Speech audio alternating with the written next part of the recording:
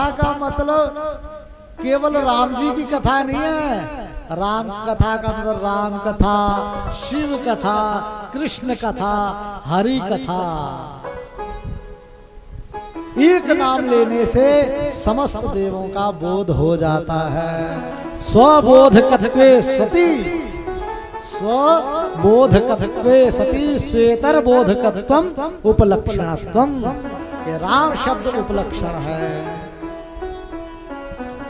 हे ऋषियों, प्राचीन काल में भगवान शंकर ने ही इस कथा को सर्वप्रथम कहा। इस कथा के सबसे पहले वक्ता कौन है? भगवान शंकर। शिव भगवान ने ही सबसे पहले इस कथा को कहा सनक सनंदन सनातन और सनत कुमार जी को। और जब भगवान शंकर ने इस कथा को कहा उस समय इस कथा का स्वरूप विस्तृत था। 1,00,000 श्लोक थे इस कथा में। शिव पुराण की कथा में कितने श्लोक थे?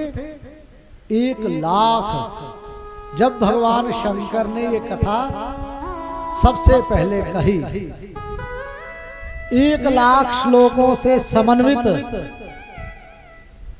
ये शिव कथा थी और 12 संहिताएं थी इसमें। शिव महापुराण को संहिता में विभाजित किया। इसमें संहिताएं हैं।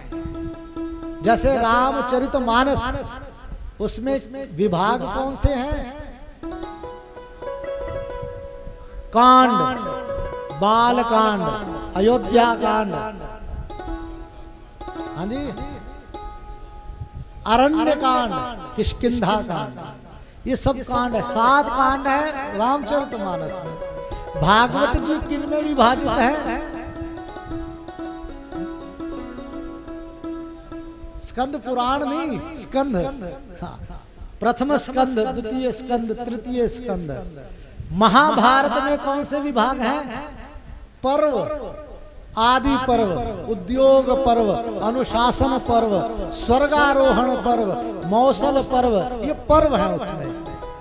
ऐसे ही शिव महापुराण में जो विभाग किए गए हैं वो संहिताएं में हैं। शिव भगवान ने जब प्रथम बार शिव कथा का उपदेश किया था तब इसमें 1,00,000 श्लोक थे और 12 संहिताएं थी।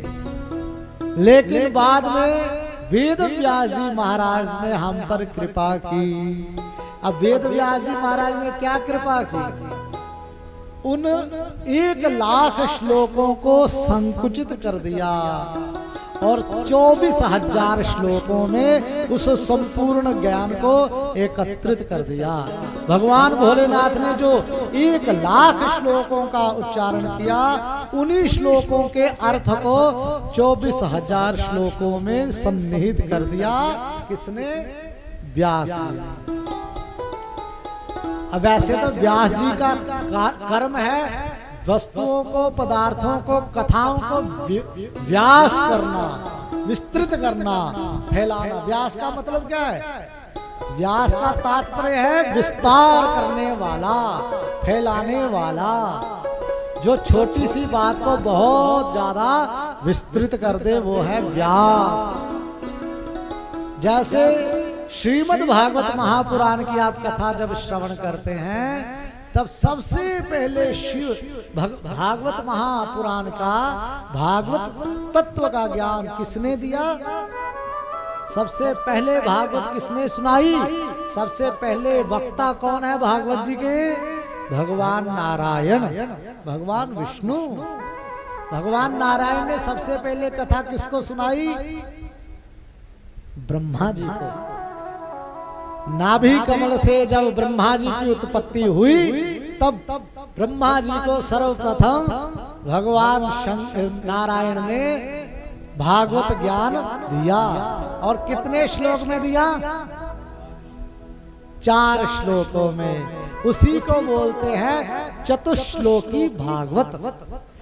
आप भागवत के 18,000 श्लोक प्रतिदिन अगर ना कर पाओ, कोई नहीं कर पाएगा, तो उन 4 श्लोकों का पाठ करो तो आपको भागवत जी के 18,000 श्लोकों का उच्चारण करने का फल मिल जाएगा चतुश्लोकी भागवत के माध्यम से।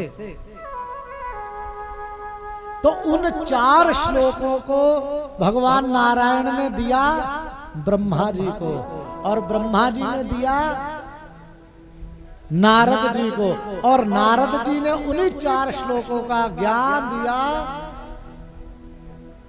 ब्रह्मा जी को, व्यास जी को। किसको दिया? व्यास जी। अब जब व्यास जी तक वो तत्व पहुंचा तो केवल 4 श्लोक थे। भगवान नारायण से पहुंचे ब्रह्मा जी के पास, ब्रह्मा जी ने ये ज्ञान दिया नारद जी को, और नारद जी ने इस परम गुह्य तत्व ज्ञान को 4 श्लोकों के रूप में दिया व्यास जी को। अब इन 4 श्लोकों को प्राप्त करके उस व्यास जी ने उन 4 श्लोकों के कितने श्लोक बना दिए? 18,000 श्लोक बना दिए। क्यों? व्यास जी का कार्य ही है विस्तृत करना। लेकिन यहां उन्होंने उल्टा किया। जो भगवान शंकर ने 1,00,000 श्लोक बनाए थे, 1,00,000 श्लोकों का जब उच्चारण किया था, उन 1,00,000 श्लोकों को 24,000 श्लोकों में सन्निहित कर दिया। किस लिए?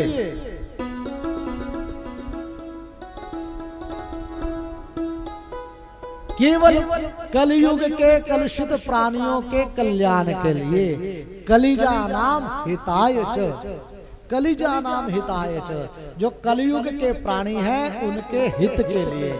और 7 संहिताएं बनाई भगवान शंकर ने। जब इस शिव पुराण का उपदेश दिया तब कितनी संहिताएं थी?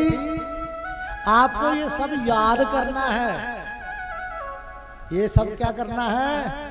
याद करना है, आत्मसात करना है, स्मरण करना है। कथा को सुनकर के केवल ऐसा नहीं कि कथा सुनकर के चले गए, हो सके तो कॉपी पेन साथ में रखना है। यदि फिर भी किसी बात की पता ना चले तो दोबारा से इस कथा को सुनना है YouTube के माध्यम से, और जहां जो शंका रही उसको निराकरण करना है। बोले शंकर भगवान की। भगवान शंकर के बनाए गए 1,00,000 श्लोकों को 24,000 श्लोकों में बदल दिया, और 12 संहिताएं जो भगवान शंकर ने रची थी उन संहिताओं को संक्षिप्त करके वेद व्यास जी ने 7 संहिताओं में सन्निहित किया। और ये 7 संहिताओं वाला दिव्य शिव महापुराण है। हे ऋषियों, इस 7 संहिता वाले शिव पुराण को जो मनुष्य सुनता है उसका कल्याण हो जाता है, जो पढ़ता है उसका कल्याण हो जाता है। पठनात् श्रवणादस्य भक्तिमान नर सत्तमः सद्या शिव पद प्राप्नोति, सद्या शिव पद प्राप्तिं लभते सर्व साधनात्। जो 7 संहिता वाले शिव महापुराण की इस दिव्य कथा का श्रवण करता है उसको शिव पद की प्राप्ति हो जाती है। किस पद की प्राप्ति होती है? शिव पद की। साधारण बात नहीं है। हमें तो काउंसलर पद की प्राप्ति नहीं हो पाती। लोग काउंसलर बनने के लिए परेशान रहते हैं, MLA बनने के लिए परेशान रहते हैं, MP बनने के लिए परेशान है, प्रधानमंत्री राष्ट्रपति पद को प्राप्त करने के लिए परेशान है। देव पद की प्राप्ति नहीं होती, ब्रह्म पद की प्राप्ति नहीं होती। और यहाँ सूत जी कह रहे हैं जो 7 संहिता वाले शिव पुराण की इस कथा को सुनता है उसको शिव पद की प्राप्ति होती है। बोलो शंकर भगवान की जय, बोलो शिव महापुराण की जय।